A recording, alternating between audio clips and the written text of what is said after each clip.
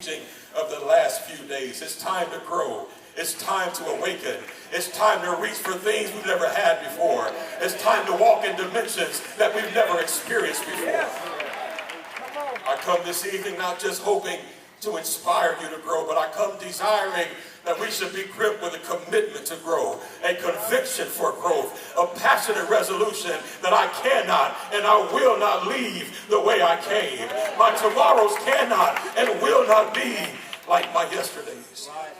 Whenever I do consider growth, my mind goes to the story that I heard of a great explorer whose life passion was to conquer Mount Everest. And he would try several times to conquer Mount Everest, and he would fail in several publicized events. It was a big spectacle every time he would try to climb Mount Everest. But his second attempt was particularly an egregious failure, because not only did he not conquer that mountain, but in the process he lost 2 members of his expedition.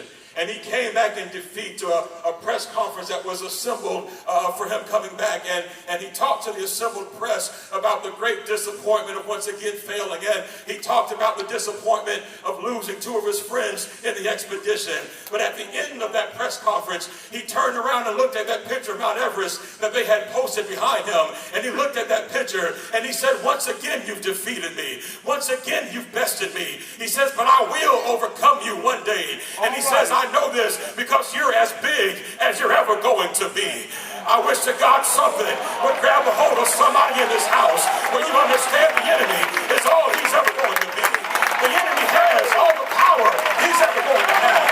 The enemy has all the ability he's ever going to have. But glory be to God, you and I have no such limitations. You and I have the ability to grow. You and I have the ability to go to another level in God. To grow. There's no such thing as standing still. That's right. When something is meant to grow, there's no such thing as maintaining. If something is meant to grow, it's either growing or it's falling behind. I've got 2 sons, 8 and 7, and Landon is 2. At 2 years old, Landon is walking. He's running fairly well. He's climbing fairly well.